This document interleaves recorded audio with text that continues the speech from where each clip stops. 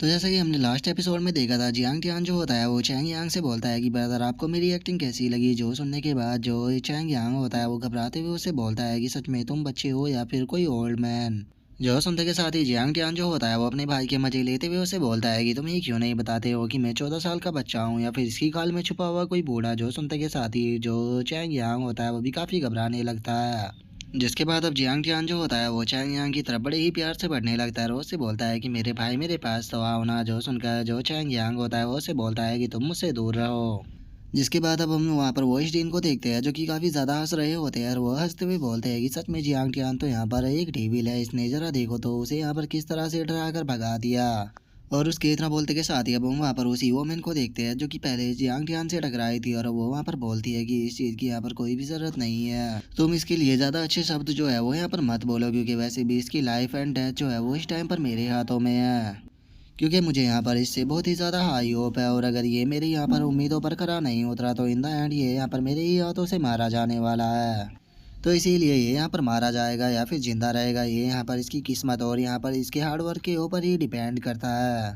और उनके अब इतना बोलते ही हमारा व्यू थोड़ी देर बाद पर आ जाता है, जहाँ पर कि हम देखते हैं कि जियांग टियान काफ़ी सारी बुकों को लेकर जा रहा होता है और वो जाते हुए बोलता है कि जो बड़े भाई थे उन्होंने मुझे ये सारी बुकें दे दी और मुझसे कहा कि मैं इन्हें लाइब्रेरी के अंदर वापस लौटा दूँ। और उतना बोलकर अब जो जियांग टियान होता है वो थोड़े टाइम पहले की बात को सोचने लगता है, जहाँ पर कि जो चैंग यांग था वो खुश होते हुए जियांग टियान से बोलता है कि ब्रदर आपकी टेक्निक तो बहुत ज़्यादा ही अच्छी है, आखिर आपने इस तरह की टेक्निक जो है वो कहाँ पर सीखी। और अब इस बात को सोचने के बाद जियांग टियान जो होता है वो बोलता है कि मैं इस चीज़ के लिए पहले श्योर नहीं था कि मुझे अपनी पिछली लाइफ की यहाँ पर टेक्निक जो है वो उसे सिखानी चाहिए या नहीं, लेकिन यहाँ पर उसके रिएक्शन और उसके नतीजे को देखने के बाद मैं काफ़ी खुश हूँ कि चलो मैंने उसे ये टेक्निक सिखा दी।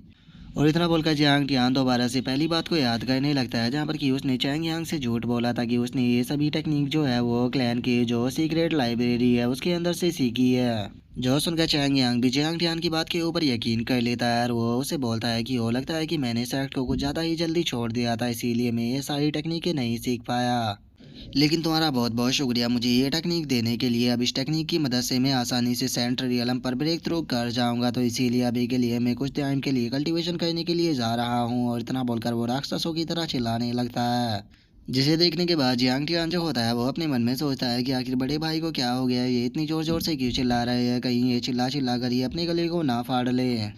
और अब इस बात को याद करने के बाद जियांग टियान जो होता है वो अपने मन में सोचता है कि सच में जो बड़ा भाई है वो तो बहुत ही बड़ा कार्टून है, कभी कभी तो मैं इस चीज़ को सोचता हूँ कि क्या सच में ये मेरा ही भाई है। और इतना बोलकर जियांग टियान जो होता है वो अभी उन्हीं बुकों को देखने लगता है और उन बुकों को देखने के बाद वो बोलता है कि लेकिन मुझे एक चीज़ समझ में नहीं आ रही कि आखिर जो एकेडमी है वो इस तरह की बुकों को जो है वो डिसाइपलों को क्यों प्रोवाइड कराती है, क्योंकि इस बुक को देखने के बाद मैं इतना तो समझ चुका हूँ कि आखिर क्यों मेरे भाई की जो कल्टीवेशन है वो यहाँ पर इम्प्रूव नहीं कर रही थी। इसके इम्प्रूव ना करने का सबसे बड़ा कारण ये बुक ही है। और इतना बोलते बोलते ही अब जियांग टियान जो होता है वो सेक्ट की लाइब्रेरी के पास में आ जाता है, जहाँ पर लाइब्रेरी को देखने के बाद वो भी काफ़ी ज़्यादा खुश हो जाता है। और वो खुश होते हुए बोलता है कि एक बात तो माननी पड़ेगी, सच में कारगोट एकेडमी की जो लाइब्रेरी है वो बहुत ही ज़्यादा खूबसूरत है। और मैं इस लाइब्रेरी को बाहर से देखकर ही इतना चीज़ के लिए तो कंफर्म हो चुका हूँ कि ये लाइब्रेरी जो है वो चैंग यांग क्लैन से काफ़ी ज़्यादा बड़ी होने वाली है और इसके अंदर मुझे काफ़ी ज़्यादा अच्छी अच्छी बुकें जो है वो यहाँ पर ट्रेन करने के लिए मिल जाएगी।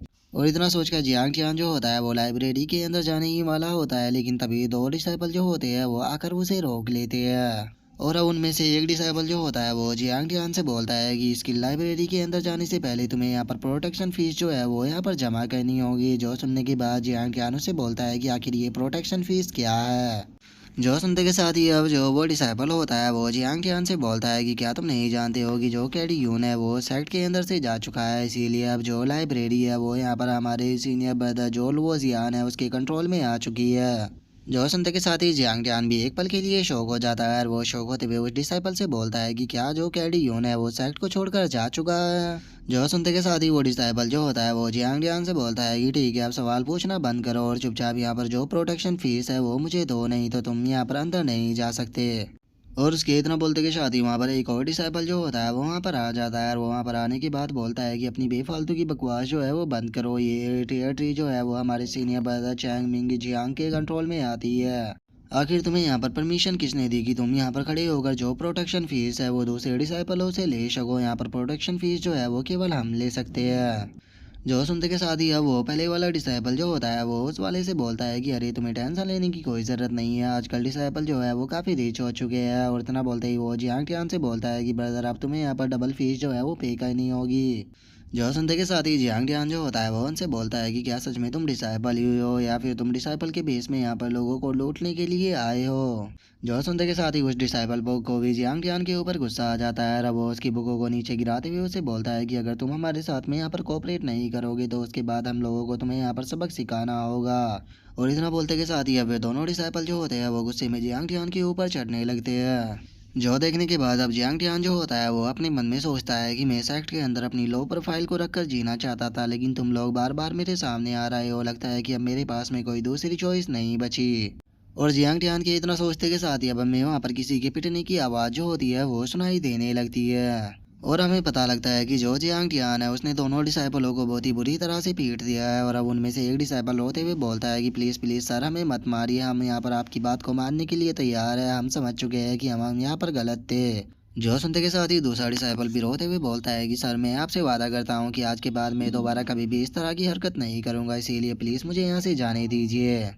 जॉसन का जियांग टियान जो होता है वो नीचे पड़ी हुई अपनी किताबें जो होती है वो उठाने लगता है और उन लोगों से चिल्लाते हुए बोलता है कि बच्चों की तरह रोना बंद करो और चुपचाप यहाँ से भाग जाओ। जो सुनते के साथ ही वो डिसाइपल जो होता है वो रोते हुए जियांग टियान से बोलता है कि सर हम यहाँ पर गलत थे, आज के बाद हम लोग जो है वो आपको लाइब्रेरी के आसपास भी नजर नहीं आएंगे। और उनके इतना बोलते के साथ ही हम देखते हैं कि एक लड़की जो होती है वो वहाँ पर आ जाती है। और हम देखते हैं कि जियांग टियान की जो वो गंदी वाली बुक थी वो उस लड़की के पैरों में ही पड़ी होती है। जिसके बाद हमें पता लगता है कि ये लड़की कोई और नहीं होती बल्कि वही होती है जो कि जियांग टियान को स्टार्टिंग में फॉरेस्ट के अंदर टकराई थी। और अब उस लड़की को देखने के बाद जियांग टियान जो होता है वो भी उसे पहचान लेता है और वो उसे पहचानने के बाद बोलता है कि तुम तो वही हो जो कि मुझे फॉरेस्ट के अंदर मिली थी। और उसके इतना बोलते के साथ ही वो लड़की जो होती है वो भी अपना मुंह फुला लेती है और वो मुंह फुलाते हुए जियांग टियान से बोलती है कि मेरे मास्टर ने कहा था कि तुम एक अच्छे दिल के पर्सन हो, इसीलिए मैंने सोचा कि चलो मैं तुम्हारे साथ में यहाँ पर आगे प्रॉब्लम क्रिएट नहीं करूँगी। लेकिन जरा देखो तो तुमने तो यहाँ पर डिसाइपल जो है उन्हें पीट कर यहाँ पर उनसे प्रोटेक्शन फीस जो है वो भी लेना स्टार्ट कर दिया। आखिर तुम खुद को यहाँ पर समझते क्या हो और आखिर कौन यहाँ पर तुम्हें सपोर्ट कर रहा है। और इससे भी ज़रूरी बात जरा मुझे तुम ये बताओ कि आखिर तुम्हारी एज क्या है और इतनी कम एज होने के बाद भी तुम इस तरह की किताबें कैसे पढ़ सकते हो, सच में तुम तो एक नंबर के परवर्ट हो। जो सुनते के साथ ही जियांग टियान जो होता है वो उसे बुकों को छीनते हुए उसे बोलता है कि तुम बिना मेरी सुने ही एकदम बरसाना शुरू क्यों कर देती हो, कम से कम यहाँ पर मेरी सर तरफ की जो स्टोरी है वो तो सुन लो। जो सुनते के साथ ही वो लड़की जो होती है वो जियांग टियान से बोलती है कि तुम एक नंबर के परवर्ट हो, आखिर मैं तुम्हारी बात को यहाँ पर क्यों सुनूं, क्योंकि तुम्हें देखकर मैं बता सकती हूँ कि तुम यहाँ पर मुझसे झूठी बोलोगे। जो सुनते के साथ ही जियांग टियान जो होता है वो उससे बोलता है कि नहीं नहीं तुम यहाँ पर बात को गलत समझ रही हो, ये किताबें जो है वो मेरी नहीं है। और उससे अलग यहाँ पर अगर बात की जाए इन डिसाइपलों की तो इन डिसाइपलों से यहाँ पर प्रोटेक्शन फीस मैं नहीं बल्कि ये मेरे से मांग रहे थे, इसीलिए मैंने इन्हें पीटा। जो सुनते के साथ ही वो लड़की जो होती है वो गुस्से में अपने मुंह को फुलाते हुए जियांग टियान से बोलती है कि ओ अच्छा, क्या सच में तुम्हें ऐसा लगता है कि तुम मुझसे यहाँ पर झूठ बोलोगे और मैं तुम्हारी बात को मान भी लूंगी। नहीं, अब मैं तुम्हारी बात जो है वो यहाँ पर बिल्कुल भी नहीं सुनने वाली और मैं तुम्हें यहाँ पर अपनी पंच का जो है वो मजा चखाऊंगी। और इतना बोलते के साथ ही वो लड़की जो होती है वो जियांग टियान के मुंह पर एक पंच मार देती है। जो देखने के बाद जियांग टियान जो होता है वो उन दोनों डिसाइपलों से चिल्लाते हुए बोलता है कि तुम लोग आखिर कहाँ पर भाग कर जा रहे हो, जल्दी से यहाँ पर आओ और जो ये मिसअंडरस्टैंडिंग क्रिएट हुई है इसे यहाँ पर ख़त्म करो। जो सुनते के साथ ही वे दोनों जो होते हैं वो वहाँ से भागते हुए बोलते हैं कि हम यहाँ पर अपने सीनियर ब्रदर को बुलाने के लिए जा रहे हैं और हम आकर तुमसे यहाँ पर अपना बदला लेंगे। जो सुनकर जियांग टियान जो होता है वो भी अब उस लड़की की तरफ देखने लगता है और वो उस लड़की की तरफ देखते हुए अपने मन में सोचता है कि डैमिट वे बास्टर्ड तो यहाँ से भाग गए, अब आखिर मैं इस लड़की के साथ मैं यहाँ पर डील कैसे करूँ। और इतना बोलते के साथ ही अब जियांग टियान जो होता है वो भी फाइट के लिए तैयार हो जाता है और वो वहाँ पर अपने ओरा को रिलीज करने लगता है।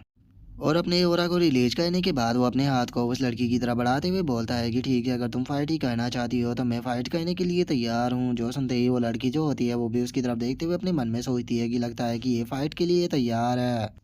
और उसके इतना सोचते के साथ ही जियांग टियान जो होता है वो एकदम से चिल्लाते हुए बोलता है कि वो देखो तुम्हारे पीछे वॉइस टीन है। जो सुनते ही वो लड़की भी पीछे देखते हुए बोलती है कि आखिर वॉइस टीन यहाँ पर कैसे आ गए। और जैसे ही अब वो लड़की दूसरी तरफ देखती है तो जो जियांग टियान होता है वो पहली फुर्सत में वहाँ से भागते हुए निकल जाता है। जिसके बाद अब वो लड़की जो होती है वो जियांग टियान की तरफ देखते हुए बोलती है कि तुमने तो कहा था कि वहाँ पर वॉइस टीन है, लेकिन वॉइस टीन तो वहाँ पर है ही नहीं। और ऐसे इतना बोलकर जैसे ही वो पीछे की तरफ देखती है तो उसे पता लगता है कि जियांग टियान तो वहाँ से भाग गया। जो देखते के साथ ही हम देखते हैं कि वो लड़की जो होती है वो बहुत ही ज़्यादा गुस्सा हो जाती है और वो वहाँ पर गुस्से में अपने मुंह को फुला भी लेती है, जिसका वो काफ़ी ज़्यादा क्यूट भी लग रही होती है। और अब यहीं पर ही हमारा आज का एपिसोड जो होता है वो कंप्लीट हो जाता है। तो नेक्स्ट एपिसोड में देखें कि आगे क्या होता है। अगर आप लोगों को वीडियो अच्छी लगी हो तो लाइक करना, चैनल को सब्सक्राइब करना। मैं मिलता हूँ नेक्स्ट एपिसोड में, तब तक के लिए बाय बाय गाइस।